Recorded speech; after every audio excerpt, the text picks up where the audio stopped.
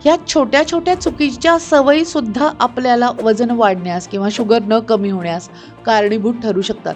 थोडं ChatGPT करा, Google करा, त्याच्यात तुम्हाला येईल की सोशल मीडिया हे देखील एक कारण आहे वजन वाढण्यासाठी. हो, प्रचंड रिसर्चेस झालेले आहेत आणि सोया इज द बेस्ट वन बरं, जर तुम्हाला प्रोटीन सोर्स हवा असेल तर. कप चहा पिल्याने मला काय होणार आहे याच्याबद्दल तुमचं काय मत आहे? 4 लोक असले तर 12,000 रुपये प्रोटीनचा खर्च, पावडरचा फक्त. तुम्ही जेव्हा जेवायला बसता तेव्हा वरण भात खाल्ल्यानंतर, आमटी भात खाल्ल्यानंतर त्याच्यावरती तुपाची धार सोडली, लिंबू टाकलं की जे आत्मिक समाधान मिळतं चव ते आणि आत्मिक समाधान आहे का तुमच्या प्रोटीन पावडरला? सांग. त्या प्रत्येक वड्यासोबत गोष्टीला येणाऱ्या पावाबद्दल काय मत आहे तुमचं? पावाचं काय किती असतो असा पाव? असून किती असतो? तुम्ही 4 वडापाव खाणार असाल तर पावाचं कन्सिडरेशन करा. एका पावाने काही फार मोठा आभाळ फाटणार नाहीये. की आधी व्यवस्थित 80% डाएट आणि 20% एक्सरसाइज घेऊन तुम्हाला अशी परिस्थिती निर्माण करा की तुम्हाला भूक, चिडचिड आणि वीकनेस येणार नाही, तर तो सस्टेनेबल डाएट ठरतो. खजूरमधली शुगर चांगली नाही आहे, पण शेवटी ती साखर वाढवतीच आहे ना. साखर वाढवते. थोडेफार फायबर त्याच्यामध्ये ऍडेड आहेत फक्त. ब्लॅक कॉफीवर ब्लॅक कॉफी हे मी म्हणेल की एक आपल्याला सायन्सनी दिलेलं वरदान आहे. क्रिस्पी खायचे, सगळे खायचे, पण त्यातल्या त्यात मग कमीत कमी तेलामध्ये चांगलं बनवायचं असेल तर एअर फ्रायर. काय मत आहे एअर फ्रायर? जे आता वापरा बिंदास वापरा, काही प्रॉब्लेम नाहीये. पण नाही, साखर नाही घ्यायची. तर काही लोकांनी मला स्वतःला ऑप्शन माझ्या मित्रांनी दिलं की त्यात हनी टाका म्हणून. चालेल? परत मी ते सांगते. केमिस्ट्रीच्या माणसांना घेऊन यावं म्हणजे ते तुम्हाला केमिकल स्ट्रक्चर समजून सांगतील की साखर, हनी, गूळ हे एकाच आई बापाची लेकरं आहेत. ओके.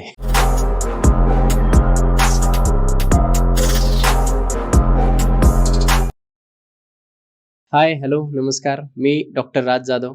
महाराष्ट्राच्या सर्वात समृद्ध मंचावरती तुम्हा सर्वांचं पुन्हा एकदा खूप खूप खूप स्वागत आहे. आज आपल्या मंचावरती ज्या गेस्ट आलेल्या आहेत त्या मला असं वाटतं की आपले यापूर्वी 2-3 पॉडकास्ट झाले आणि ते सगळेच पॉडकास्ट, त्या सर्व पॉडकास्टला, त्यातील कंटेंटला तुम्ही सर्वांनी भरभरून असा प्रतिसाद दिला, प्रेम दिलं आणि त्या पॉडकास्टमधून तुम्हा सर्वांच्या आयुष्यात खूप सारी व्हॅल्यू आली हे आम्हाला लक्षात येतं. त्यातल्या काही रील्स तर खूप जास्त व्हायरल झाल्या होत्या. देशात, परदेशात त्या व्हायरल रील्सचा डंका वाजत होता. पण मला असं वाटतं की आपण जितकं मॅमचा जो विषय आहे वेट लॉस किंवा वेट गेन किंवा डाएट, हा विषय संपत नाही. काय होतं की आपण जेव्हा एखादी ट्रेंडिंग विषय असतो, त्या ट्रेंडिंग विषयाला घेऊन सोशल मीडियावरती असं झालेलं आहे की रोज कोणी ना कोणी काहीतरी नवीन बोलतं. मग त्याच्यातून तो केवास तयार होतो. काही गैरसमज तयार होतात आणि ते समजातून तो झालेला केवास दूर करणं हे आमचं काम आहे. आणि त्यामुळेच आज आपण पुन्हा एकदा डॉक्टर प्रणिता अशोक मॅमला आपल्या मंचावरती बोलवलेलं आहे आणि विषय तर तोच आहे, वेट लॉस. पण ते कसं करायचं? जसं मला असं वाटतं की आपलं जे काही वाढलेलं वजन आहे तो एक आजार आहे, हे लोकांना लक्षात येत नाही. आणि वजन कमी न करणं म्हणजे तो सर्वात मोठा गुन्हा आहे. कारण जर तुम्ही वजन नाही केलं तर त्याचा इफेक्ट फक्त तुमच्या शारीरिक, आर्थिक, सामाजिक तेवढंच नाही तर तुमच्या कौटुंबिक जीवनावर देखील होतो. म्हणून वजन कमी करणं फार गरजेचं आहे. ते कसं करायचं शास्त्रशुद्ध पद्धतीनं ते आजच्या पॉडकास्टमध्ये आपल्याला कळणार आहे. चला तर मग जास्त वेळ घेत नाही, स्वागत करूयात आपल्या लाडाच्या गेस्ट डॉक्टर प्रणिता अशोक मॅमला. मॅम, खूप खूप धन्यवाद. पुन्हा एकदा मंचावरती आलात आणि पुन्हा एकदा प्रेक्षक खुश झालेले आहेत तुमच्यामुळे. सो कशी सुरुवात करायची मॅम? कुठून आपण हे बोलायला? आज मला असं वाटतं की वेट लॉसवरती आपण बऱ्याच गोष्टी बोललेलो आहे, पण त्यातल्या त्यात काय होतं की एक तर गोष्ट आहे, सोशल मीडिया पाहता किंवा आजूबाजूचे सगळे लोक पाहताना लोकांना वजन कमी करावं वाटतंय, पण ते होत नाही.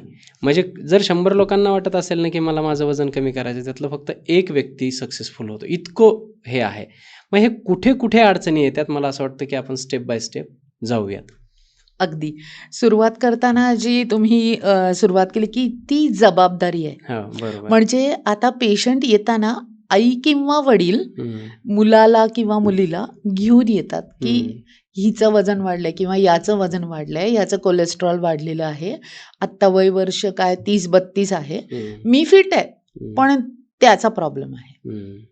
कारण ही जी तरुण पिढी आहे यांना एकतर कामाची जबाबदारी प्रचंड, त्याच्यातून निर्माण झालेला स्ट्रेस आहे आणि या सगळ्याचं जे काही एकंदरीत परिमाण आहे ते म्हणजे वजन वाढणं आहे. कारण तुम्ही बैठं काम करताय, सगळे कम्प्युटराइज जॉब झालेले आहेत, IT जॉब्स आहेत आणि अशाच लोकांना जास्त प्रॉब्लेम येतो कारण त्यांच्या हालचाली कमी झालेल्या आहेत. बरोबर. मग अशा वेळेला वयाच्या 28व्या वर्षी 30व्या वर्षी मान गेलेली असते कामातून, स्पाईन गेलेला असतो कामातून बसून बसून.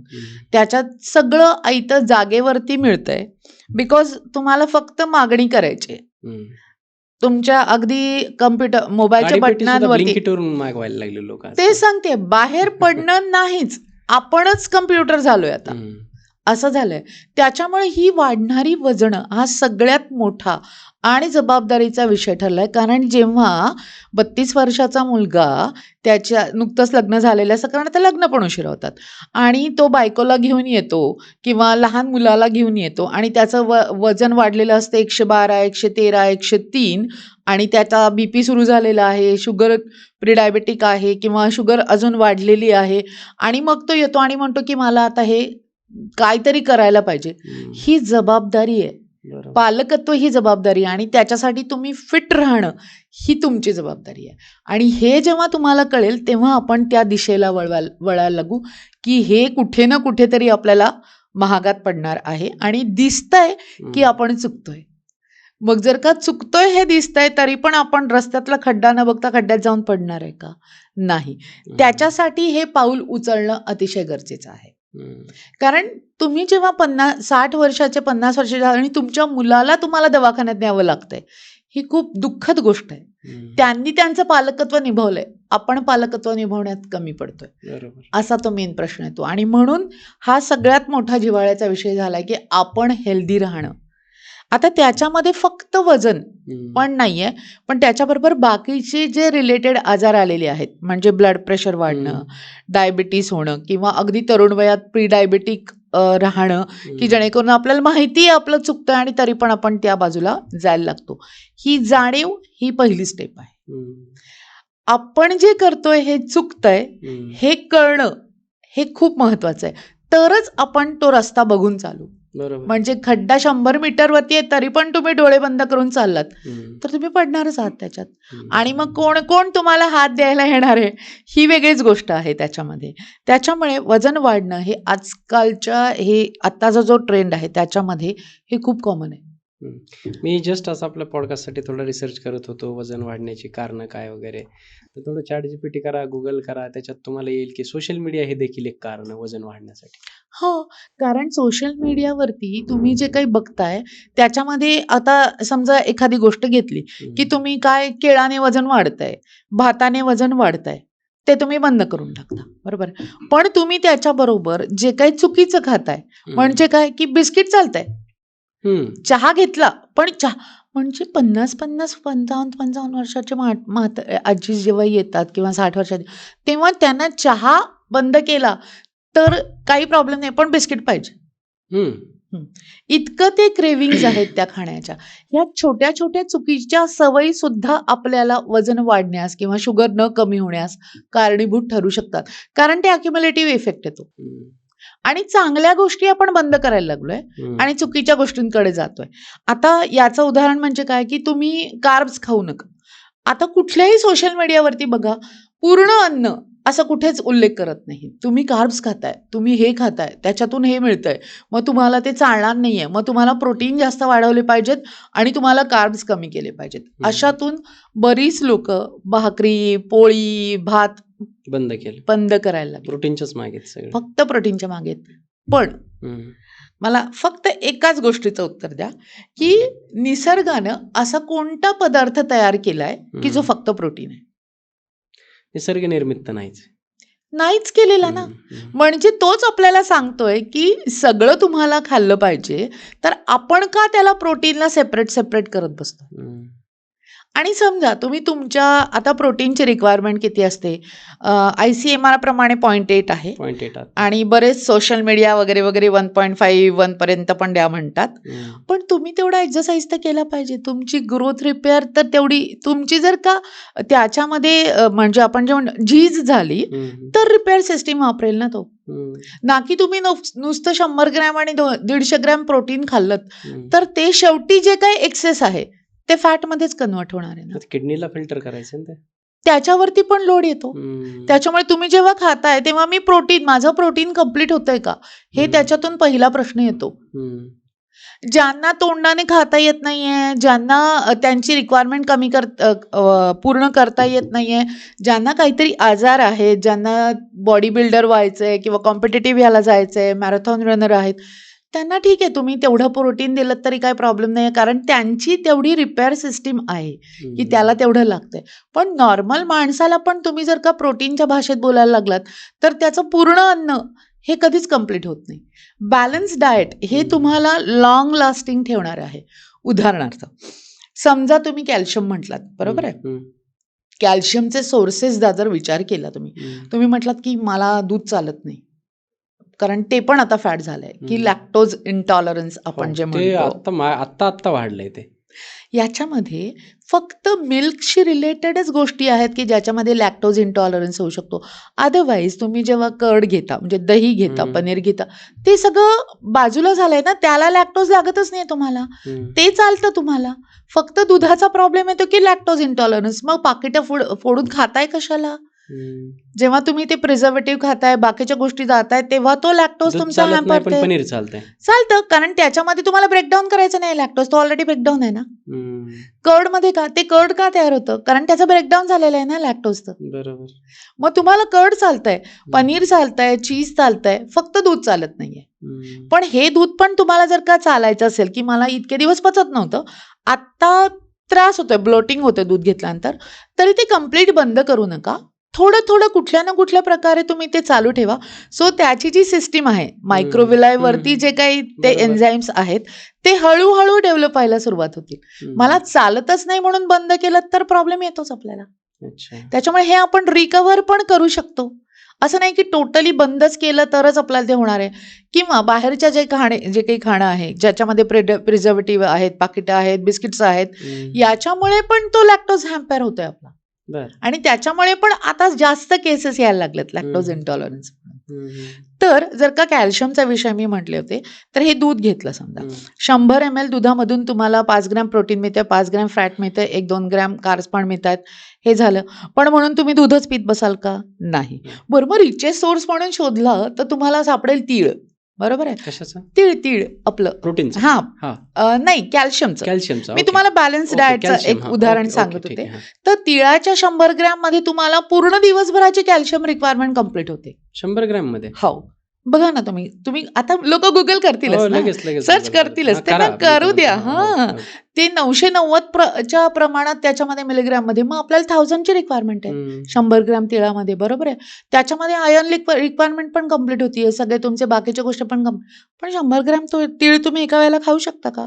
नाही. तुम्ही किती खाऊ शकता? मॅक्झिमम 5 ते 10 ग्रॅम. 10 ग्रॅम म्हणजे तुम्हाला त्याच्यातून सगळं मिळतंय म्हणून तुम्ही तेवढंच नाही खायचंय. मग तुम्ही 10 ग्रॅम तीळ ठेवा बाजूला, एक 100 ते 200 ml दूध बाजूला ठेवा, किंवा तेवढंच दही बाजूला काढा तुम्ही. मग तुमच्या हळूहळू प्रत्येक रिक्वायरमेंट कम्प्लीट होत आहेत. आलं लक्षात? म्हणून बॅलन्स डाएट हा महत्वाचा आहे. बरं, एवढंच नाहीये, काही पालेभाज्या पण आहेत ज्याच्यामध्ये तुम्हाला कॅल्शियम मिळू शकतं, नट्स आहेत तुम्हाला, सीड्स आहेत तुम्हाला, याच्यामध्ये पण तुम्हाला बऱ्याच वेळेला कॅल्शियम मिळतं. तर मग ह्या सगळ्यांचा जेव्हा तुमच्या आहारात बॅलन्स तयार होईल, तेव्हा तुमची रिक्वायरमेंट पण कम्प्लीट होते, तुम्हाला सगळी पोषण मूल्य एका वेळेला मिळतात. कारण 100 ग्रॅम तीळ खाऊन दाखवणारा पठ्ठ्या अजून तरी मला एका दिवसात सापडलेला नाही. आणि त्याच्यामुळे तुमची सटायटी पण मिळते ना. पण लोकांना काय वाटतं की आता समजा प्रोटीन, एका वस्तूमध्ये प्रोटीन आहे, आपण समजा समजलं सोयाबीन मध्ये प्रोटीन आहे, तर लोक सोयाबीनच्या मागे लागणार.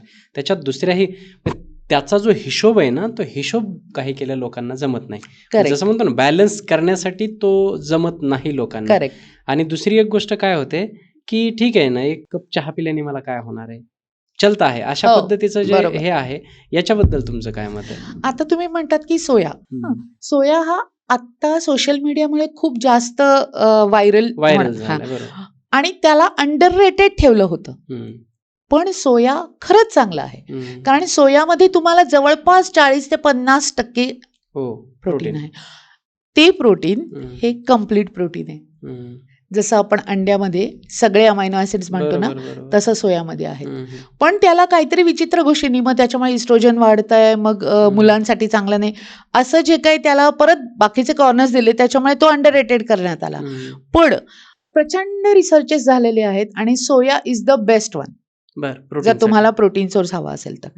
पण नुसतंच सोया घेऊन तुम्ही करायला लागलात की परत तुमचा प्रॉब्लेम तयार होतो, कारण किती सोया खाणार तुम्ही? असं 30 ते 50 gram soya is okay for you तुमच्या रोजच्या ह्याच्यामध्ये. मग काही तुम्ही सोया ह्या टिक्कीमध्ये टाकू शकता, सोया चंक तुम्ही काही सॅलेड्समध्ये टाकू शकता, तुम्ही सोया टाकून भात तयार करू शकता. म्हणजे साधा तुम्ही 100 ग्रॅम भात घेतलात आणि त्याच्यात तुमचे एक 10 ग्रॅम जरी सोया असतील तरी त्या भाताचं प्रोटीन कंटेंट वाढतं आणि तुम्हाला रोजच्या आहारात त्याचा वापर केला की बरोबर तुमचं प्रोटीन कंटेंट वाढायला लागतं. बरोबर. त्याच्यामुळे सोया ही खरंच चांगली गोष्ट आहे की तुम्ही लहानपणापासून म्हाताऱ्या लोकांपर्यंत सगळ्यांना देऊ शकता. फक्त रॉ सोयाचा विचार करा, कारण तो भाजून घ्यायला लागतो आणि मग त्याचं पीठ तयार करायचं. पण सगळ्यात बेस्ट आहे ते सोया चंक. आता सगळीकडे मिळतात, अगदी 30 रुपयापासूनच्या पाकिटापासून आहेत. किंमत पण खूप जास्त नाहीये. त्याच्यामुळे ते तुम्ही जर व्हेजिटेरियन असताल, तुम्हाला मिल्क रिलेटेड पण काही घ्यायचं नसेल, बरोबर. तुम्हाला अंड पण खायचं नसेल, तर सोया इज द बेस्ट ऑप्शन. हा त्याला ठरू शकतो आणि त्याच्यामुळे सोयाला उलट मी म्हणते की प्रमोट करा, रादर दॅन प्रमोटिंग आणि द स्वस्त ब्रँड्स. देखील आहे. स्वस्त देखील. रादर दॅन प्रमोटिंग तुमचे प्रोटीन पावडरचे ब्रँड्स, तुम्ही सोया प्रमोट करा. मी म्हणते बरं. That is the best source. कारण बघा तुम्ही, कंप्लीट प्रोटीन आहे ते. हो कंप्लीट प्रोटीन आहे. ऑल 9 इसेन्शियल अमायनो ऍसिड सोयामध्ये आहेत. जसे अंड्यात आपण बघतो ना, तसे आता सोयामध्ये तेवढंच नाहीये. तुम्ही जर का 100 ग्रॅम सोया गेला, 300 मिलीग्रॅम तुम्हाला कॅल्शियम मिळतंय. म्हणजे 30% रिक्वायरमेंट कॅल्शियमची, 10 ते 15 पर्यंत तुम्हाला आयर्न मिळतंय. रोजची रिक्वायरमेंट किती आहे आयर्नची? 15 आहे ना. 15 ग्रॅम. हा, म्हणजे निम्मा सोया जरी खाल्लं तुम्ही 50 ग्रॅम, तर तुमच्या ह्याच्या निम्म्या रिक्वायरमेंट्स कम्प्लीट होत जातात. एवढं भारी आहे सोया. इतकं भारी आहे सोया. म्हणजे ज्यांना प्रोटीन पावडर परवडत नाहीये, ज्यांना प्रोटीन पावडर चालत नाहीये, ज्यांना प्रोटीन पावडरनी ब्लॉटिंग होत आहे, बाकीचे त्रास होत आहेत, ज्यांना किडनी डॅमेजची भीती आहे, या लोकांनी सोया, आणि सोया पावडरमध्ये पण मिळतं. रादर तुमचं जे प्लांट प्रोटीन म्हणतो ना, त्याच्यामध्ये सोया आहे ना. पी प्रोटीन आहे, तो आपण वाटाणा असतो त्याची पावडर आहे, सोयाची पावडर आहे, राईस आहेत बऱ्याच प्रकारचे. हे सगळे त्या तुमच्या प्लांट प्रोटीन मध्ये येतातच. कुठल्या फॉर्म मध्ये घेतलं पाहिजे ज्याने ब्लोटिंगही होऊ नये, पचनासाठी चांगलं आहे असं सोयाचं कुठले डाएट किंवा काही चंक तर एकदम रेडी. सोया चंक कशातही वापरा तुम्ही. सूप मध्ये घाला, सॅलड मध्ये घाला, भातामध्ये शिजवताना घाला. सोयाची ती एक, मी जेव्हा लोकांना प्रोटीन लागतं तेव्हा आपण भातामध्ये शिजवताना सोया घालून टाकायचा, तो काही नाही. आणि त्याला तुम्हाला जर चव आवडत नसेल तर तो छोट्या छोट्या तुकड्यांमध्ये घालायचा. चव आवडत असेल त्यांना, आणि तो सोयाची भाजी पण करता येते. पण सोयाबरोबर तुम्हाला आता टोफू आहे, जो पनीरला तुम्हाला फाईट करतोय आता टोफू, कारण त्याचं कंटेंट, प्रोटीन कंटेंट पण चांगलं आहे. ज्यांना पनीर चालत नाही, कारण पनीर जर का घेतलं तर त्याच्यामध्ये फॅट कंटेंट पण तेवढंच मिळतं तुम्हाला. प्रोटीन तर आहे 100 ग्रॅममध्ये तुम्हाला 20 ते 25 प्रोटीन आहे, पण उरलेलं फॅट आणि कार्ब्स पण आहेत ना. माझ्याकडे एक पेशंट आला होता की तो रोज त्याला जिम डाएट मध्ये 100 ग्रॅम प्रोटीन खायला सांगितलेलं होतं, आणि ऍट द एज ऑफ, मला वाटतं त्याचं काहीतरी 33 एज होतं. त्याचं मी तुम्हाला म्हटलं की वडील घेऊन आले होते, तेव्हा त्याची कोलेस्ट्रॉल वाढलेले होते, सगळ्या लेवल्स कोलेस्ट्रॉलच्या वाढलेल्या होत्या. मी त्याला म्हटलं की यू जस्ट रिप्लेस युअर, हे जे पनीर हा रोजचा जो प्रकार आहे हा थांबव, त्याऐवजी आपण हे प्लांट प्रोटीन सुरू करूया. झालं कमी. कारण तुम्ही 100 ग्रॅम जेव्हा पनीर खाताय तेव्हा त्याच्याबरोबर फॅट कंटेंट पण आहे ना तेवढं, 50% तर फॅट पण आहे. म्हणजे पनीर कट केलं आणि सोया वाढवलं. हा, ओके. आणि सॅच्युरेटेड फॅट पण कमी होतात ना, कारण मिल्क रिलेटेड प्रोडक्ट मध्ये सॅच्युरेटेड फॅट पण असतातच. आणि त्याला टोफू हा पण चांगला ऑप्शन आहे. सोयाच तयार केलंय, सोयाचा फर्मेंटेड प्रोडक्ट हा टोफू आहे. सोया मिल्क जे असतं त्याच्यापासून टोफू तयार करतो आपण, त्याच्यामुळे तो पण बेस्ट आहे तुम्हाला. सो रिप्लेस करायला शिकलात तर तुम्हाला तुमच्या सगळ्या गोष्टींमध्ये चांगल्या प्रकारचे रिझल्ट येतात. या गोष्टी तुम्हाला रिप्लेस करता आल्या पाहिजेत. सो मी तर म्हणेल सोयाला जास्त प्रमोट करा राहतात तुमच्या ज्या प्रोटीन पावडरला, कारण प्रोटीन पावडरच्या वेळेला पहिला जो हिशोब येतो तो म्हणजे क्वालिटी, पैसे. तेच ना, कारण जो कमी आहे त्याच्या क्वालिटीमध्ये काहीतरी गडबड आहे. दुसरं येतं पैसे, कारण तुम्ही तो 3,000 आणि 4,000 शिवाय तुम्हाला ते मिळतच नाही. बरं, एका माणसाला नाही, अख्ख्या फॅमिलीला कधी हे करत बसणार आहे तुम्ही? 4 लोक असले तर 12,000 रुपये प्रोटीनचा खर्च, पावडरचा फक्त. पण ते किती प्रमोट करतो आपण प्रोटीन पावडर म्हणून. बरं ते घेऊनही नुसतं प्रोटीन तुमच्या शरीराला पचणारच नाहीये ना. बऱ्याच लोकांना त्याचा त्रास पण होतो नुसतं प्रोटीन खाल्लं तर. तुम्हाला प्रोटीन खायचं ना, तुम्ही असिम्युलेटेड फॉर्म मध्ये खा. म्हणजे काय, डाळ आणि भात, वरण भात जे खातो आपण, दोघांमध्ये जे अमायनो ऍसिड कॉम्बिनेशन एकत्र खाल्ल्यानंतर तो पूर्ण एकमेकांना पूरक आहेत. आणि तुम्ही जेव्हा जेवायला बसता तेव्हा वरण भात खाल्ल्यानंतर, आमटी भात खाल्ल्यानंतर त्याच्यावरती तुपाची धार सोडली, लिंबू टाकलं की जे आत्मिक समाधान मिळतं ते आत्मिक समाधान आहे का तुमच्या प्रोटीन पावडरला सांगा. आणि त्याच्यामध्ये सगळंच आहे ना, फक्त प्रोटीन नाहीये, प्रत्येक गोष्ट, फायबर पण आहे त्याच्यामध्ये, त्याच्यामध्ये प्रोटीन पण आहे, त्याच्यामध्ये आयर्न आहे, कॅल्शियम आहे, सगळ्याच गोष्टी आहेत ना. कारण मिलेट्स मध्ये कॅल्शियम असतंच, तुम्ही डाळ घेताय पल्सेस मध्ये कॅल्शियम असतं. त्याच्यामुळे हा जेव्हा बंध तुम्ही एकमेकांना जोडाल तेव्हा तुमचं डाएट कम्प्लीट होणार आहे. भाजी आणि पोळी हे कॉम्बिनेशन नेहमी खातो आपण. का खातो? कारण त्याच्यामध्ये पण एकमेकांचं कॉम्बिनेशन पूरक होत असतं. डाळ आणि भात, डाळ, इडली सांबार किती लोकांना आवडतं? खूप लोकांना आवडतं. मग आता ती इडली जेव्हा तुम्ही म्हणाल की डायबिटीस लोकांना तर इडलीने शुगर वाढते, टाका सोया चंक, थोडेसे मटार असतात ना, ते मटार टाका त्याच्यामध्ये, अतिशय उत्तम इडली होते.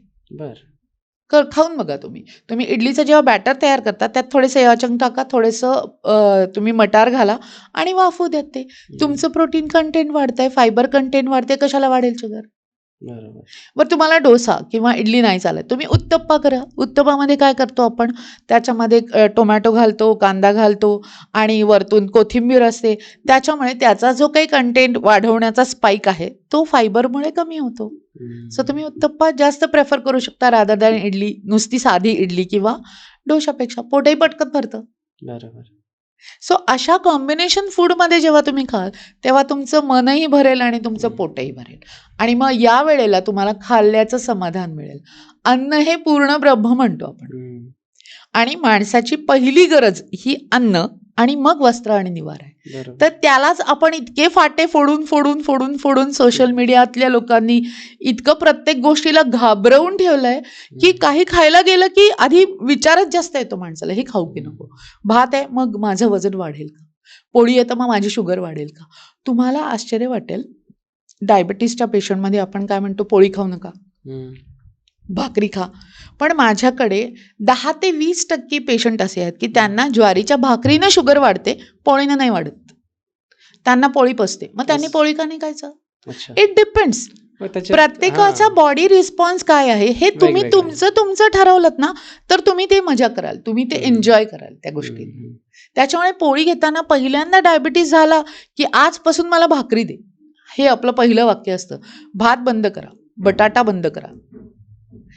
त्याच्यावरतीच तो नाही अवलंबून, त्याचं प्रमाण किती घेताय, त्याच्या कॉम्बिनेशनमध्ये काय खाताय हे पण महत्वाचं आहे तुम्हाला. त्याच्यामुळे घाबरून जाऊनच लोकांची सगळी सायकोलॉजी बदलली फूड बद्दलची, की काही खायचं म्हणजे आपण विष खातोय की काय, असं ते प्रत्येक गोष्टीकडे बघणं चालू होतं. आता जर का तुम्ही दही एक खूप सुंदर प्रोटीनचा सोर्स आहे की नाही, 5 ग्राम प्रोटीन 100 ml, आणि तेवढं आपण खाऊ शकतो. एडिबल पोर्शनचा विचार केलात ना तर तुम्ही प्रोटीन काउंट व्यवस्थित करू शकाल. 100 जर का ग्रॅम किंवा 100 ml हा एक वाटी दही, त्याच्यामध्ये जर का तुम्हाला 5 ग्रॅम प्रोटीन मिळतंय आणि तुमचं पोट साफ होत नाहीये समजा, तर त्याच्यात तुम्ही सब्जा सीड्स टाका किंवा चिया सीड्स टाका. तुमचे फायबर कंटेंट पण वाढतात, त्याच्यामुळे ओमेगा 3 फॅटी ऍसिड्स पण मिळतात. त्याच्यामुळे फिलर खूप छान आहे, ते प्रीबायोटिक म्हणून पण आपल्याला त्याचा वापर करता येतो. हे सायन्स जेव्हा आपण, आणि दही हे प्रोबायोटिक आहे आणि त्याच्यामध्ये चिया किंवा सब्जा ते प्रीबायोटिक आहे, म्हणजे दोन्हीचं कॉम्बिनेशन किती छान ठरेल. बरं तुम्ही फायबर कंटेंट वाढवलं की तुमचं कोलेस्ट्रॉल पण ऑटोमॅटिकली हळूहळू नॉर्मलला यायला सुरुवात यायला लागते. फक्त या सगळ्यामध्ये तुम्ही काहीतरी हातपाय हलवणं गरजेचं आहे, तो म्हणजे एक्सरसाइज. नुसतंच डाएटवरती तुम्ही करायला गेलात तर तुम्हाला इतका रिझल्ट येणार नाही. पण 80% डाएट आणि 20% एक्सरसाइज हा जो पॅटर्न आहे याला फॉलो केलं, कारण एक्सरसाइज तुमचं 80% डाएट. आणि 20% फक्त 20% एक्सरसाइज. एक्सरसाइज. कारण तुम्हाला माहिती आहे का, आपलं जे कॅलरी बर्निंग जी बॉडीची कपॅसिटी आहे ना, त्याच्यामध्ये तुमचे सगळे अवयव चालू ठेवण्यासाठी 50% कॅलरी जाते, जे आपण खातोय त्यातले. बरोबर बरोबर. हां, रोजच्या ज्या तुमच्या काही ऍक्टिव्हिटीज आहेत एक्स्ट्रा ऍक्टिव्हिटी. हां, त्याच्यामध्ये एक 30 ते 40% जाते. नीट म्हणतो त्याला नॉन एक्सरसाइज ऍक्टिव्हिटी, थर्मोजेनेसिस. आणि झोपेत सुद्धा कॅलरीज जातात, हे लोकांना माहित नसतं. हा, मग राहतं किती? 20%. 10 ते 15%, 20%. तेवढा फक्त एक्सरसाइज घेते. म्हणून तर म्हणतो ना की नुसतं जिमला जाऊन वजन कमी होतं का? नाही, त्याला तुम्हाला कॅलरी बॅलन्स करावा लागतो. पण काही काही लोक तर असं म्हणतात ना की कच्चून व्यायाम करा आणि काय पाहिजे ते खा, तुम्हाला बघू. सगळं पचते. हा, पण मग त्यांच्याकडे जाऊन विचार की खरंच पचतंय का? कारण 6-6 महिने जिम करून 2 किलो सुद्धा वजन न कमी झालेली माणसं जेव्हा आपल्याकडे येतात तेव्हा ती बरोबर उतरायला लागतात. त्यांना म्हणते थांबा जरा, तुम्हाला त्या कच्चून व्यायामाने जी भूक लागते ना, त्या भुकेमुळे सगळा कॅलरी बॅलन्स जातोय तुमचा. सो अशा लोकांना मी स्टेबल करते की आधी चाला, असा एक्सरसाइज करा की तुम्हाला भूक प्रचंड लागणार नाही, कारण आपल्याला फॅट बर्न करायचंय, बरोबर आहे की नाही? मग जेव्हा तो कॅलरी सरप्लस आपण दाखवू तेव्हा ते वजन बरोबर कमी व्हायला लागतं. थांबवायला लावलेत मी जिम लोकांना की आधी व्यवस्थित 80% डाएट आणि 20% एक्सरसाइज घेऊन तुम्हाला अशी परिस्थिती निर्माण करा की तुम्हाला भूक, चिडचिड आणि वीकनेस येणार नाही, तर तो सस्टेनेबल डाएट ठरतो. अदरवाईज तुम्ही जिमला जाणार, मी इकडे डाएट देणार, तुम्हाला ते पुरणार नाही. तुम्ही न सांगता बरोबर काय खायचं ते खात बसणार, काटा कशाला हालेल तो तुमचा? हे जे काही आता मी मध्ये अंकित भयानपुरिया म्हणून एक आहे रील स्टार, आणि तो फिटनेस ब्लॉगर म्हणू शकतो त्याला, तर तो सांगतो की रोज अर्धा ते 1 किलो तूप पितो तो, 1 किलो दही वगैरे असं घेतो ते सगळं. मग ते कसं पचत असेल तर अशा लोकांना? त्याच्या टोटल कॅलरी काउंट किती असतं याच्यावरती हे सगळं अवलंबून आहे. बरं. आणि त्याच्यामध्ये पण हे तुम्हाला पहिलवान लोक वगैरे जे हा, मग त्यांना तेवढी एक्सरसाइज करतात ना ते. आपण खाऊन बघू बरं, एवढं नाही, कसलं काय 2 चमचे जात खाल्ले पण नाही आपल्याला जात पण नाही. तेवढं. हां. त्यांची बर्निंग कपॅसिटी जर तेवढी असेल ते तरच पितात ते ते तूप. पिऊ शकतात, तरच ते त्याचं त्यांना पचतं म्हणून ते तेवढ्यापर्यंत येऊ शकतात. आता बऱ्याच काहीतरी सोशल मीडियावरतीच अशा 1-2 हे आहेत, मी बऱ्याच वेळेला बघते की फिट भारत वगैरे वगैरे असं काहीतरी आहे ते, की फक्त फॅट खायला देतात त्यांना, फॅट आणि प्रोटीन. बरं. म्हणजे टिक्की करा, ती खा, पोळी नाही खायची, भात नाही खायचा, कशाला हात लावायचा नाही इकडे, फक्त फॅट आणि Carbs? प्रोटीनचं नाही. मिनिमम कार्ब्स मध्ये ते घेतात, 0 कार्ब्स पण असतात त्यांच्यामध्ये, पण ते टिकत नाही ना. तुम्हाला कमी करता येतं, तुम्हाला काय 4 दिवस उपाशी राहिलं तर 1 किलो वजन कमी होतं, पण ते टिकवणार कसं? 5व्या दिवशी जेव्हा समोर जेवण येतं तेव्हा तो 4 दिवसाचा पूर्ण बॅलन्स गेलेला असतो. मग ह्या टिकवण्यासाठी तुम्हाला तो कॉम्बिनेशन ऑफ फूड आणि बॅलन्स डाएट बघणं खूप गरजेचं असतं, नाहीतर मग ते टिकत नाही. आणि हे तुम्ही करून बघितलं, त्यापेक्षा मी म्हणेल की मग टाइम रिस्ट्रिक्टेड डाएट पण चांगलं आहे.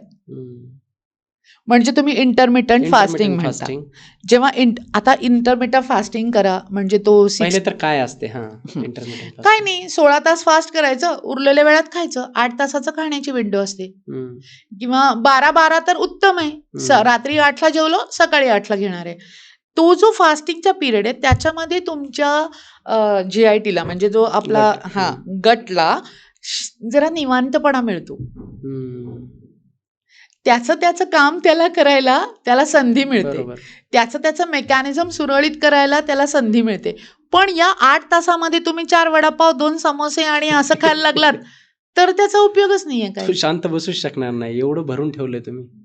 ते सांगते, त्याच्यामुळे तो कसा शांत राहिला आणि त्याचा रिझल्ट पण नाही मिळणार. पण त्या विंडोमध्ये प्रॉपर खाल्लं झालं आपलं, म्हणजे आपण थोडे कार्ब्स पण खातोय. पण मला सांगा, जर आपल्याला कार्ब्स लागतच नाहीयेत, बरोबर आहे, तर मग हे ICMR वाले काय वेडी लोक आहेत का? गाईडलाईन्स तयार करतायत की तुम्हाला किती टक्के काय पाहिजे, 30% प्रोटीन पाहिजे, 20% फॅट पाहिजे, उरलेलं कार्ब्स पाहिजे, सगळ्याला ह्यांनी टाळे लावून ठेवलेत सोशल मीडियावाल्यांनी. बरं, हे पुस्तक जेव्हा तयार होतात तेव्हा ह्या सगळ्या स्टडी करूनच केलेली पुस्तकं असतात ती. त्यांनी स्वतःनी म्हटलंय की प्रोटीन पावडर घेऊ नका, तुम्ही असिम्युलेटेड फॉर्म मध्ये प्रोटीन घ्या, म्हणजे जे पचतं शरीराला अशा फॉर्म मध्ये जेव्हा प्रोटीन घ्याल तेव्हा ते शरीराला लागू पण होतं, बरोबर, त्याचा त्रास पण होत नाही. माझ्याकडे आत्तापर्यंत असे कितीतरी लोक आहेत की जे आल्या हिस्ट्री देतात की 1 बाउल भरून उसळ सकाळी नाश्त्याला खातो. पण प्रचंड ब्लॉटिंग होतं, हम्म. गॅसेस होतात. बरं ते जे काही तुम्ही उसळ म्हणताय ना त्याला ते प्रोटीनचा सोर्स समजतात. त्याच्यामध्ये फक्त 20% प्रोटीन आहे. वाटीभर ह्याच्यामध्ये. हां, तुम्ही कुठलंही पुस्तक काढा, गुगल करा. तुम्ही मिलेट्स घ्या, पल्सेस घ्या. मिलेट्समध्ये 10% प्रोटीन आहे. हम्म. पल्सेसमध्ये 20% प्रोटीन आहे. बाकी फॅट आणि कार्ब्स आहेतच ना त्याच्यात. पण आपल्या डोक्यामध्ये इतकं फिक्स केलेलं आहे की मोड आलेलं कडधान्य म्हणजे प्रोटीन. म्हणूनच म्हटलं ना, असं कुठलंच निसर्गात अवेलेबल नाहीये फूड की जे फक्त प्रोटीन आहे. हम्म. हा आपण विचार कधीच करत नाही. प्रोटीन नाही लागत असं मी म्हणत नाहीये, पण फक्त प्रोटीनच लागतं हे चुकीचं आहे. बरोबर. कारण बाकीच्या गोष्टी असल्याशिवाय तुम्हाला फूडची सटायटी, फूडचं सगळ्या ज्या गोष्टी आहेत, असिमिलेशन आहे, हम्म. शरीराला लागणारी गरज आहे. आता फॅट फ्री डाएट जर केलात तर ते बिचारे जे हॉर्मोन्स आहेत, कोलेस्ट्रॉल हे चांगलं हॉर्मोन आहे, हे पण हो, माहितीये ना. हो, हो. हे बाहेरून पण घेऊ शकतो आणि आत पण आपल्या फॅक्टरीमध्ये होतं. पण तयार होतं. आणि हे कोलेस्ट्रॉल करायला आपल्याला फॅट लागतंच. प्रत्येक पेशीचं मेम्ब्रेन जे आहे ते कोलेस्ट्रॉलने बनलेलं आहे. सगळे टेस्टोस्टेरॉन, इस्ट्रोजेन, प्रोजेस्टेरॉन हे सगळ्याला तयार होण्यासाठी तुम्हाला फॅट पाहिजे. फॅट लागतं. आणि तुम्ही फॅट फ्री घ्यायला गेलात तर तुम्हाला काय होणार आहे? घाबरवून सोडून उपयोग नाहीये. बॅलन्स हम्म. सगळ्या गोष्टींचा असेल तर तुम्ही वाटेल ती गोष्ट जिरवू शकता. अगदी वडापाव सुद्धा जिरवू शकता. बरं. म्हणजे तुम्ही व्यवस्थित आठवडाभर छानपैकी व्यवस्थित सगळं खाल्लंय, पण मला रविवारी चीट डे पाहिजे. ठीक आहे, पाणीपुरी खा, वडापाव खा, समोसा खा. त्या जे काही दिवसातला 3 मील धरले हम्म. आणि 7 21 मील मधून एखादा मील चीट असेल तर चालतो. तिने तुमचं जर पण का आता तेवढ्याने समाधान होत बऱ्याचदा असेल काय तर. होतंय की आपल्याकडे डाएट करतोय म्हणल्याच्या नंतर म्हणजे कशाचंही जर चुकीचं उदाहरण द्यायचं झालं काय, खा ना समोसे खा, वडापाव खा असं बोललं जातं. म्हणजे खरंच समोसे आणि वडापाव जर मी त्याचं ब्रेकडाऊन केलं तर त्याच्यामध्ये सगळ्याच गोष्टी आहेत. आहेत ना. मग मग तेच एवढं म्हटलं, खराब आहेत का वडापाव आणि हे समोसा बघा सुद्धा? त्याचा सोर्स कुठून खातोय हे फक्त बघण्यासाठी आपण त्याला खराब का म्हणतो? तेल. तेल म्हणजे बाहेर जे आपले केले जातात वडा किंवा समोसा, त्याच्यामध्ये तो तेल जे वारंवार उकळवून जातं ते ट्रान्स फॅट तयार होत आहे. बरोबर बरोबर. ट्रान्स फॅट शरीरासाठी आपल्याला धोकादायक आहे. ते ट्रायग्लिसराइड्स लेवल वाढवतो, हम्म, हम्म, जे आपल्याला नकोय. हम्म. अदरवाईज तुम्ही जर का वडा घेतला तर तुम्हाला मी मागे पण म्हटलं होतं की वडा म्हणजे बाहेरचं कव्हरिंग काय आहे? डाळ आहे फॅट ना. आहे. हा, डाळ sorry. डाळीचं कव्हरिंग हा, आहे, पण त्याच्या protein आहे. मध्ये बटाटा बसलाय, हम्म, तो काय झाला? कार्ब झाला. हम्म. बाहेर तुमचं डाळीचं कव्हरिंग आहे ते काय झालं? प्रोटीन झालं. Protein. आणि ते तळतोय आपण, म्हणजे काय झालं? फॅट Fat झालं. हा. झालं ना कॉम्बिनेशन. मग मग वाईट काहीच नाहीये. बरोबर. तुम्ही किती खाताय आणि कुठं खाताय याच्यावरून ते चांगलं की वाईट हे तुमची बॉडी ठरवते. म्हणजे वडा हा चुकीचा नाही, तो वारंवार तेलात त्याला मस्त तळल्यामुळे. पुदिन्याच्या चटणी बरोबर खा. हो हो. म्हणजे तुमचा तो आतला बटाटा आहे तो पण चांगला पचून जाईल तुम्हाला. हम्म, त्याच्यामुळे एका वड्याने काही अगदी मोठा आभाळ नाही फाटणार आहे. हम्म. पण रोज वडापाव खाताय, तो पण बाहेरचा खाताय, तर मग तुमची बॉडी तुम्हाला देणारच आहे. कारण त्या प्रत्येक वड्यासोबत गोष्टीला येणाऱ्या पावाबद्दल काय मत आहे तुमचं? पावाचं काय किती असतो असा पाव? हम्म. असून किती असतो? तुम्ही 4 वडापाव खाणार असाल तर पावाचं कन्सिडरेशन करा. हम्म, एका पावाने काही फार मोठा आभाळ फाटणार नाहीये. हम्म, पण त्या वडापावकडे इकडे तुम्ही दुर्लक्ष करणार आणि इकडे चिप्स घेणार. हम्म, मी चिप्स खातोय, हेल्दी खातोय, हम्म, त्या चिप्स मध्ये काय आहे? फॅट आहे, हम्म. शुगर आहे आणि सॉल्ट आहे. सॉल्ट आहे. ज्या प्रचंड प्रमाणात आपलं खाणं वाढलेलं आहे. ते सगळं चुकीच्या सिस्टीम वरती ऍक्ट होऊन डोपामिन हम्म, रिलीज करतंय आणि मग तशाच गोष्टी खाव्या Craving. लागतात, क्रेविंग्स तयार होतात. मग त्यापेक्षा एक वडा खाल्लेलं काय वाईट आहे? तो क्रेविंग थांबवतो हम्म. बिकॉज ते फॅट कंटेंट भरतं, पोट भरतं पोट पटकन. भरतं त्याच्यात. हां. मग त्याच्यामुळे तो प्रश्नच येत नाही. मग फक्त चांगल्या ठिकाणचा आणि घरचा खाल्ला तर अतिउत्तम, घरी खाल्ला तर. प्रश्नच नाही. बरं.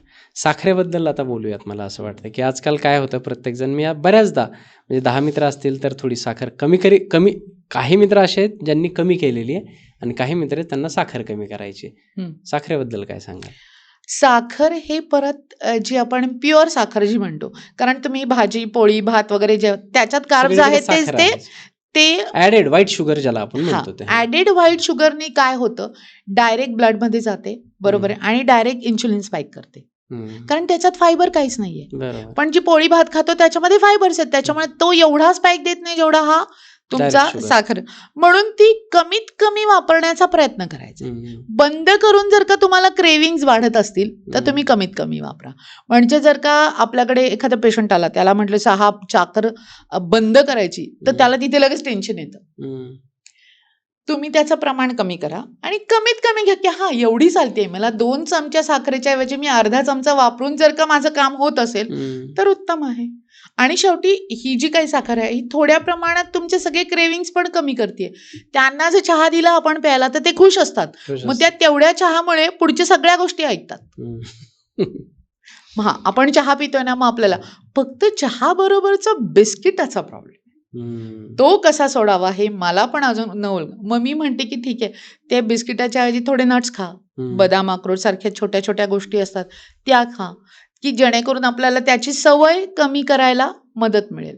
पण अजूनही आपण बिस्किटाला तेवढेच चिटकलेलो आहोत की ज्याच्यामध्ये काही पोषण मूल्य नाहीये, हम्म. फक्त ते क्रेविंग्ज आणि खाल्ल्यानंतर छान वाटतं हा जो प्रकार आहे हा त्याने येतो. त्याच्यामुळे साखर टोटल बंद करायची गरज नाही. हम्म. कारण तुम्हाला माहिती आहे ना की काहीही झालं, डायबिटीस असू देत काय झालं, ब्रेन फक्त साखरेवरती चालतोय.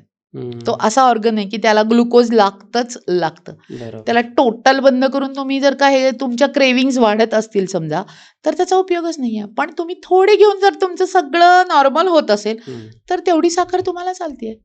फक्त ती कटलाईन आहे ना, ही प्रत्येकाने प्रत्येकाची ठरवायला नाही, पाहिजे. इथे काय होतं म्हणून मी की म्हणते मिठाया खा असं नाहीये. हम्म. तुम्ही रोजच्या खाण्यामध्ये म्हणजे चहात असेल तर थोडीशी साखर चालू कमी शकते. साखरेचा चहा. हा, घरात खीर केली आहे तुम्ही एखादी, हम्म. त्याच्यात थोडी साखर घालून घेतली तरी चालतं.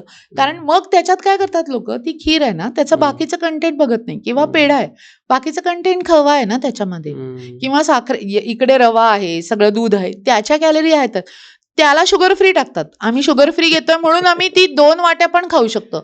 मग त्यापेक्षा थोडीशी साखर घातलेली मग कमी तुम्ही, खा. ते बेस्ट आहे आणि ती तुम्हाला जास्त सटायटी देईल. हम्म. शुगर फ्रीने तुम्हाला आत्ता तुम्ही काय करताय, शुगर फ्री खाताय म्हणजे तुम्ही बॉडीला चिटिंग देताय, हम्म. चीट करताय. कसं, ती साखर नाहीये पण ती साखरेसारखी लागतीये, हम्म. बरोबर आहे. मग जेव्हा तुम्ही खाता तेव्हा पोटाला वाटतं की अरे शुगर आली शुगर आली, ते सगळं असं रेडी बसतं पण ती शुगर नसतेच. कुठे आहे ती? शुगर नाही आहे ना, दॅट इज शुगर फ्री येते. It is not glucose. मग जेव्हा तुम्ही असं वारंवार पोटाला फसवता तेव्हा तुमचा बॅक्टेरिया फ्लोरा पण खराब व्हायला लागतो. अच्छा. त्या लोकांना नंतर बघा लॅक्टोज इंटॉलरन्स होतो. शुगर फ्री पण कट केलं पाहिजे. कमी, मी म्हणते प्रमाण. आज साखरच खा पण आज कमी दिवाळी खा. आहे, हां. सगळ्यांबरोबर आपल्याला अर्धा लाडू खायचा आहे तर ठीक, पण शुगर फ्रीचीच मिठाई खातो याच्यामुळे ज्यांना अभिमान आहे त्यांनी त्यांची पोटं पण तपासा. ह्या छोट्या छोट्या गोष्टी आपल्याला कोणी सांगणार नाहीये, पण तो जेव्हा तुम्ही जास्तीत जास्त त्याचा वापर कराल तेव्हा तुमची पचन संस्था पण बिघडायला सुरुवात झालेली असते, कारण त्याला तुम्ही चीट करताय. तर साखरेच्या जागी ह्या जो ऑर्गॅनिक काळा गूळ हम्म. किंवा आपल्याकडे खजूर हे वापरले जातात, त्याला कसं ते योग्य? सगळे ग्लुकोजच आहेत पण कुठल्याही इतकं फॉर्म मध्ये. हार्मफुल नसेल ना? हो, पण खजूर आता समजा खाल्ली. आता तुम्ही आता समजा एवढा कप घेतला, त्याच्यात अर्धा चमचा साखर घातली, हम्म.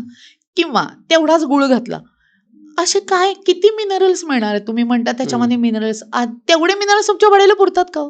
नाही. मग तुम्ही चवीसाठीच बदलताय ना, पण तो ग्लुकोज आहे, हा ग्लुकोजचा वापच आहे. अच्छा. दोन्ही ग्लुकोजच आहेत. त्याचं ग्लायसेमिक इंडेक्स 100 असेल तर याचा फक्त किती 90-95 असेल. पण साखर एवढी घेऊन पोट भरतंय पण गुळ एवढा लागतोय, शेवटी ते सेमच झालं ना. अच्छा. आणि खजूर वगैरे खातात अल्टरनेट. आता काही लोकांना सवय असते जेवणाच्या नंतर थोडंसं गोड काहीतरी खायची, तर मग ते साखर नाही खायची म्हणून मग लोक काय करतात, मिठाई नाही खायची काही नाही तर खजूर खातात. ते योग्य आहे की नाही? एखाद्या खजूरने जर का तुम्हाला तुमच्या स्वीट क्रेविंग्स कमी होत असतील तर हरकत नाहीये, योग्य. पण 4-4, 5-5 खजूर घेतले तर त्याची तुम्ही परत बघा तुम्ही किती ग्रॅम होतात आणि त्यानुसार त्याची शुगर कॅल्क्युलेट करा. खजूर मधली शुगर चांगली नाही आहे, पण शेवटी ती साखर वाढवतीच आहे ना. साखर वाढवते. थोडेफार फायबर त्याच्यामध्ये ऍडेड आहेत फक्त. पण एका खजुरावर न थांबता 4 खजूर खाल्ले तर ती तेवढीच वाढवणार आहे शेवटी. सगळं चालणार आहे, सगळं प्रमाणात औषध आहे, पण त्याचा ओव्हर केलं की ते तुम्हाला बाहेर सगळं विष आहे. सगळं विषय. ब्लॅक कॉफी बद्दल काय मत आहे? कारण आजकाल बरेच, कारण आपण पण आले आता ब्लॅक कॉफी मागवली आणि घेतली, ब्लॅक कॉफी काय करते? पण त्याच्या केलंय अगोदर मला एक, हे. आपण शुगरवरती हां. आहोत, तर एक प्रश्न तो एक घेतो, हां. की चहाच्या अगोदर बिस्किट का घेतात लोक? कारण बऱ्याचदा असं सांगितलं गेलेलं आहे की डिरेक्टली तुम्ही चहा घेता तो लिव्हरवर अफेक्ट करतो. त्याच्या अगोदर आयदर एक ग्लास पाणी प्या किंवा काहीतरी एक खा, जेणेकरून मग लिव्हर प्रोटेक्ट होईल, मग चहा पिऊ शकता. हे खरं आहे की खोटं आहे? पहिले सांगा. आणि त्याच्यामुळे लोक चहाच्या अगोदर काहीतरी खातात, असं काहीही नाही. आणि मग काहीतरी खातात म्हणून मग फरसाण खातील, कुठे बिस्किट त्यांना ते खातील. एक्सप्लेनेशन द्यायचं असतं, कारण त्यांना ते खायचं असतं म्हणून. असं काही नाही. नाही, हे मी- कुठल्याही सायंटिफिक पद्धतीसाठी चहाच्या आधी बिस्किट खाणं किंवा फरसाण खाणं अजिबात हम्म. हे अजिबात नाहीये. कारण त्याला ते एक्सप्लेनेशन देऊन जर का ते चुकीचं खात असतील, मग नट्स का नाही खात लोक? पण काहीतरी खायचं म्हणून. बर. त्याच्यामुळे हे असं काही एक्सप्लेनेशन नाहीये की ते लिव्हरवरती जातं आणि मग ते कमी अफेक्ट करतं. काही नाहीये. तुम्ही 2 चमचे साखर घालून जर का चहा गेला तर तो तुम्हाला घातक ठरणारच आहे. मग त्याच्या आधी 4 बिस्किट खा किंवा तुम्ही वाटी भरून फरसाण खा.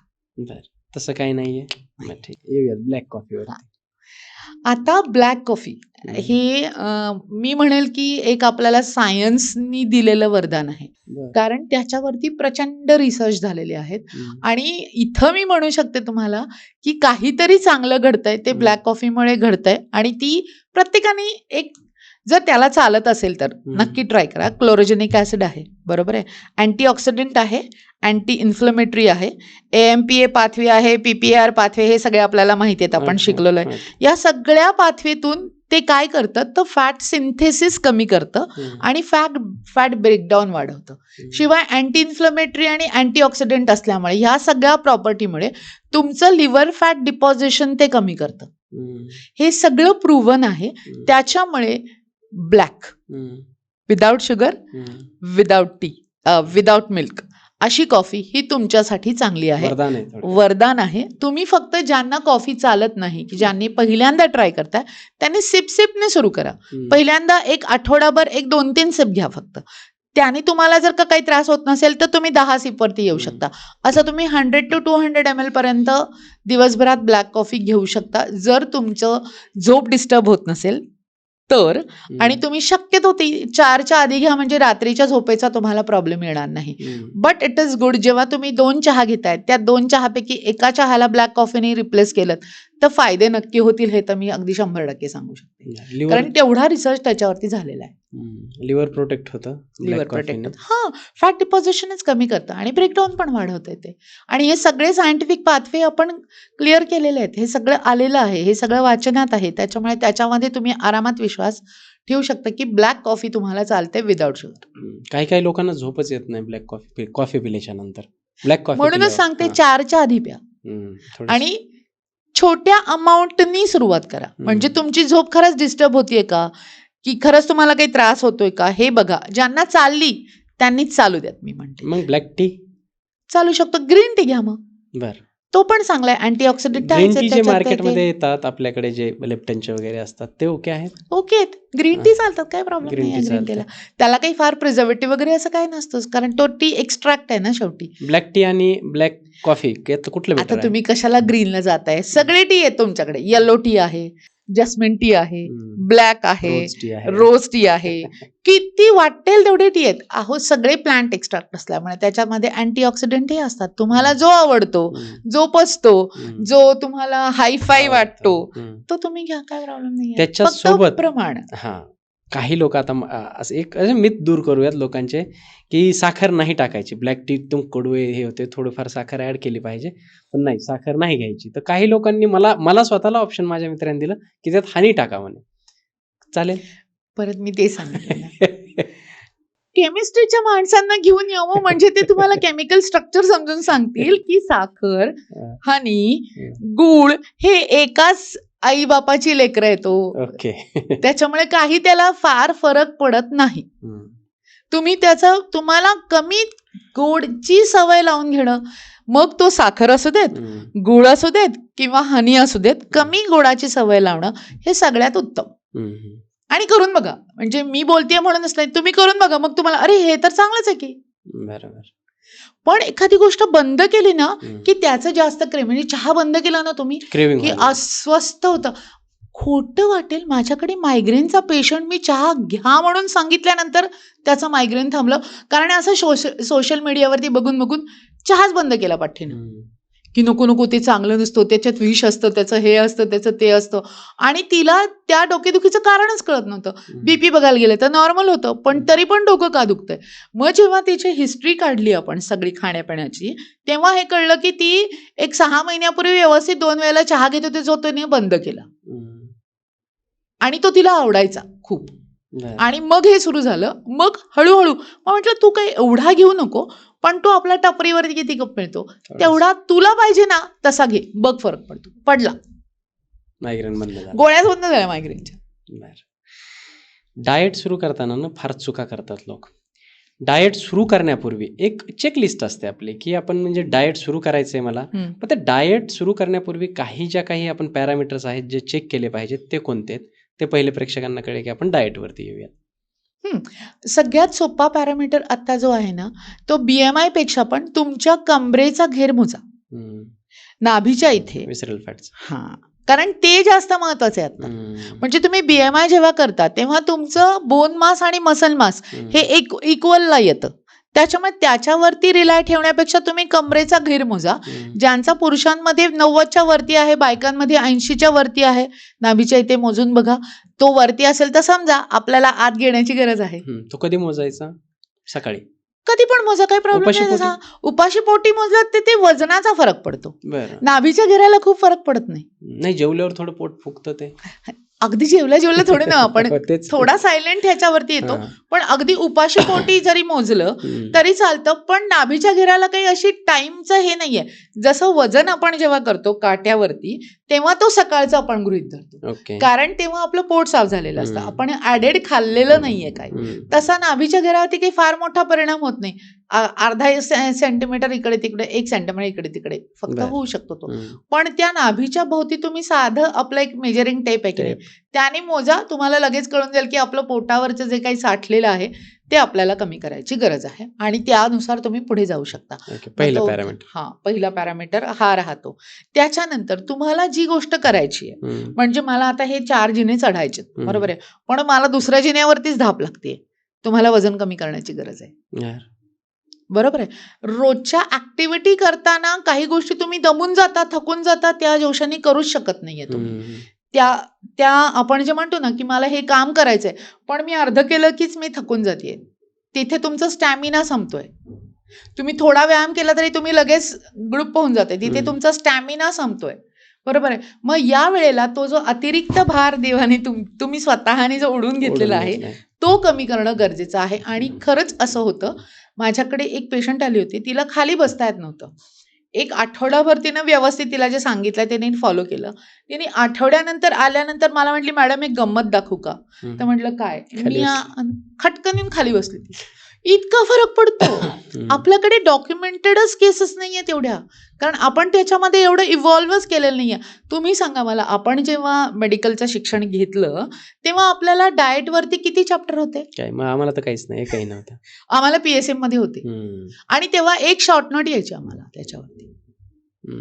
आणि आता अख्खं पुस्तक पाठ करायची गरज आहे. आणि सगळ्या आजाराचं मूळ कारण आता हे झालेलं आहे, कारण लाईफस्टाईल, आपली लाईफस्टाईलच तशी झालेली आहे. कारण येणारा स्ट्रेसचा कसा संबंध आहे हे जर का तुम्ही ऐकलत ना तर तुम्ही वेडे चाल. कारण स्ट्रेस जो आहे हा काय रिलीज करतो? कॉर्टिसॉल रिलीज करतो. बरोबर आहे.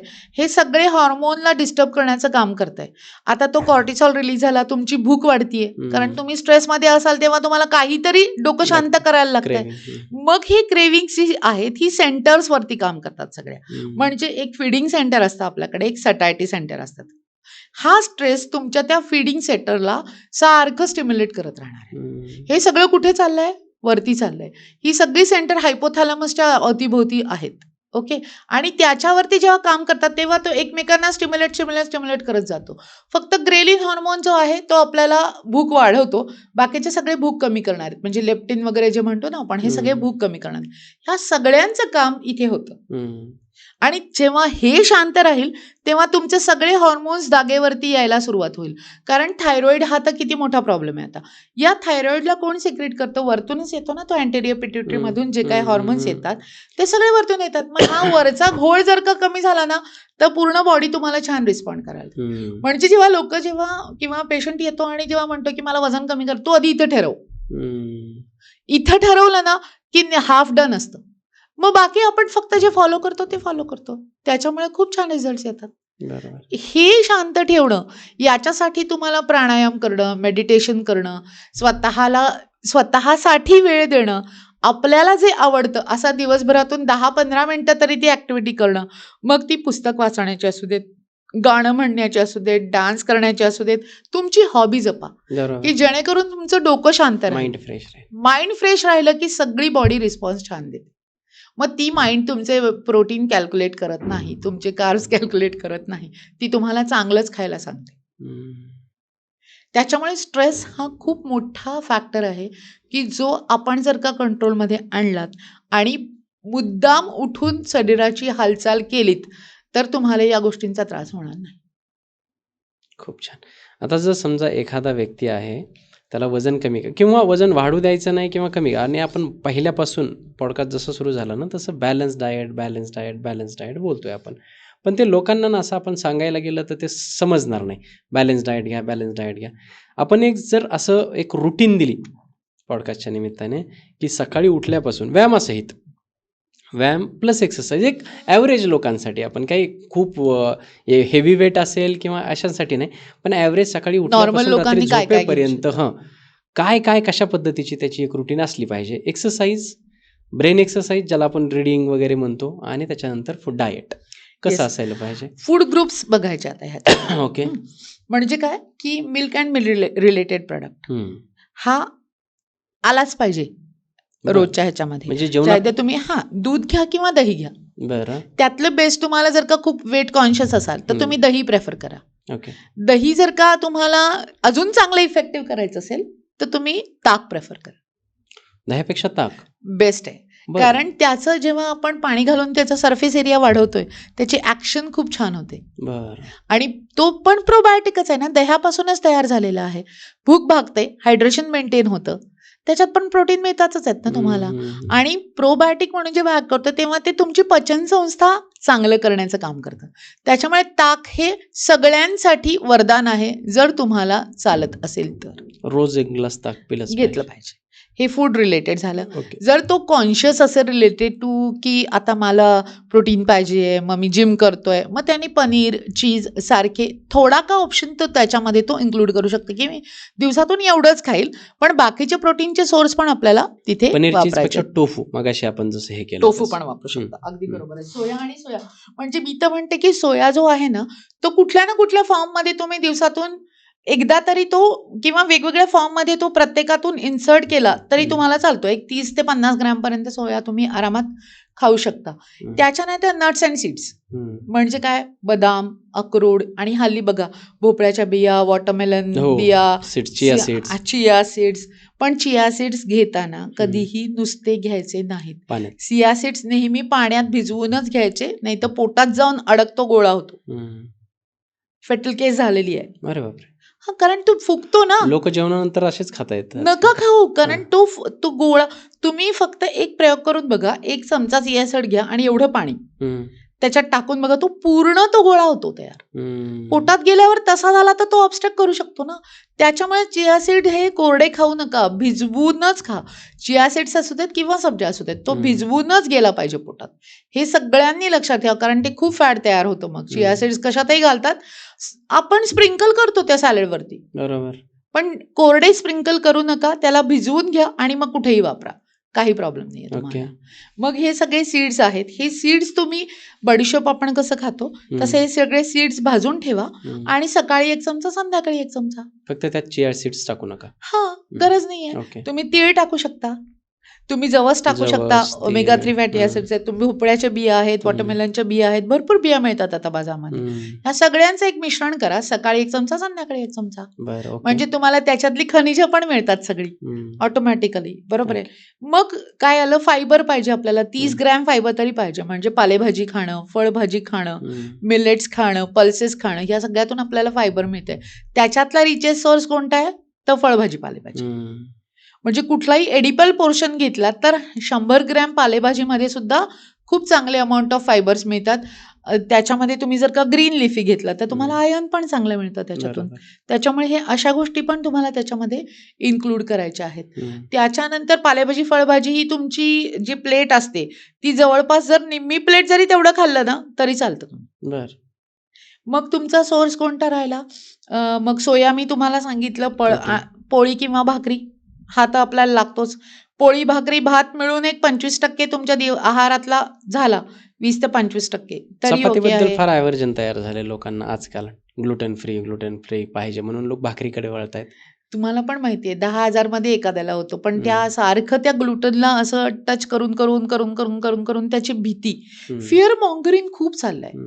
लोकांनी कोणाचं ऐकायचं हा मोठा प्रश्न तयार झालेला आहे. ज्यांना पोळी खाल्ल्यानंतर गॅस होत नाही, ब्लोटिंग होत नाही, पोट भरतं व्यवस्थित, काही त्रास होत नाही, त्यांनी कशाला सोडायची पोळी? गरजच नाहीये. हा, तुम्ही पोळी खाल्ल्यानंतर तुम्हाला गॅस होतोय, ब्लोटिंग होतोय, पचत नाहीये, तर तुम्ही दुसऱ्या भाकरीकडे. गोष्टींकडे वळा. मग तुम्हाला बाकीचे मिलेट्स आहेत, इतर ऑप्शन आहेत ज्याच्यामध्ये ग्लुटेन नाहीये. पण कुणीतरी म्हणते पोळीमध्ये ग्लुटेन आहे आणि म्हणून ती चांगली नाहीये, ह्याला काही अर्थ नाहीये. तुम्हाला जर ती रोजच्या खाण्यामध्ये पचत असेल, आवडत असेल आणि त्याच्यामुळे तुमचं जेवण छान होत असेल, मन भरत असेल, तर तुम्हाला पोळी खाणं अजिबात, चपाती खाणं अजिबात चुकीचं नाहीये. म्हणजे हे झालं सगळ्या फूड ग्रुप्समध्ये आपण त्यांना ते सांगितलं. आणि रोजची जवळपास अर्धा तास ते 45 मिनिटं ॲटलिस्ट चालण्याची एक्सरसाइज. निदान 7,000 पावलं ते 10,000 पावलांपर्यंत जरी गेलात, बाकीचं काही जमत नसेल तरी ते उत्तम एक्सरसाइज आहे. या सेक्टरमध्ये जसं वेट लॉस आणि डाएट सेक्टरमध्ये काय होतं की एक नवीन अशा ट्रेंड येतात किंवा काहीतरी येतं. त्यातलंच एक ट्रेंड म्हणजे एअर फ्रायर. म्हणजे आत्ता असं झालंय की तेल सर्वांनाच माहिती आहे वाईट आहे. तेल तेवढंही वाईट नसतं. आपण मागच्या पॉडकास्टमध्ये देखील बोललो की तेलाची गरजसुद्धा एक वेगळी गरज आहे शरीराला.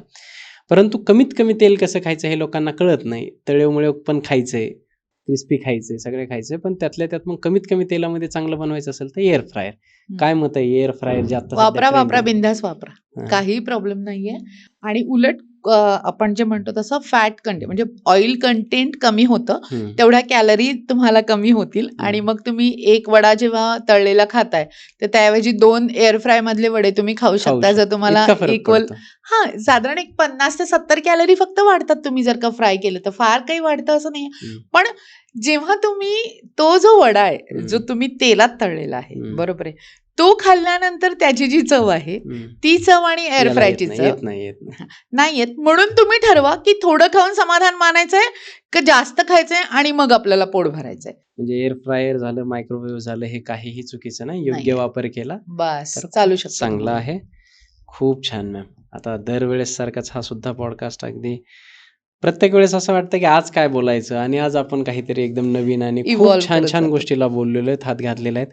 किती छोटे छोटे गैरसमज असतात आपल्या मनामध्ये, आणि माझ्याही मनामध्ये थोडा रिसर्च करून माझ्या मनातले, माझ्या आजूबाजूच्या लोकांच्या मनातले जे काही प्रश्न होते मॅमला मी विचारले, आणि मला माहिती होतं की त्याचं अगदी ॲप्ट आन्सर मला मॅमकडून मिळणार आहे. ते आज मिळालं, तुम्हाला देखील मिळालं असेल.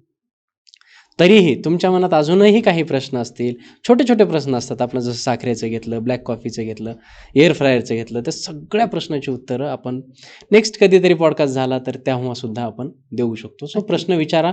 हा पॉडकास्ट कसा वाटला ते सुद्धा कळवा.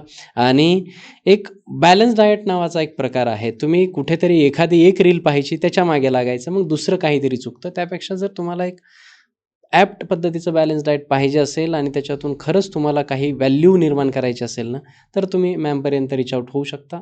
त्यांना कॉन्टॅक्ट करण्याच्या ज्या काही डिटेल्स असतील आपण आपल्या डिस्क्रिप्शनमध्ये देणारच आहोत. तिथे आय एम शुअर की तुम्हाला तुमच्या सगळ्या प्रश्नाची उत्तरं मिळून जातील with result. Thank you so much ma'am. कसं वाटलं तुम्हाला आता हा 4था पॉडकास्ट करून? मस्त, एक नंबर, खूपच छान. मी म्हटलं ना, गप्पा रंगल्या की आपल्याला बरोबर त्या सगळ्या गोष्टीतून गुंता सुटत जातो. त्याच्यामुळे गप्पा आणि गुंता ह्या दोन्ही गोष्टींचा अगदी छान जमून जातं इथे. Yes, thank you so much ma'am. Thank you. भेटूयात नक्कीच कधीतरी. Yes, thank you so much.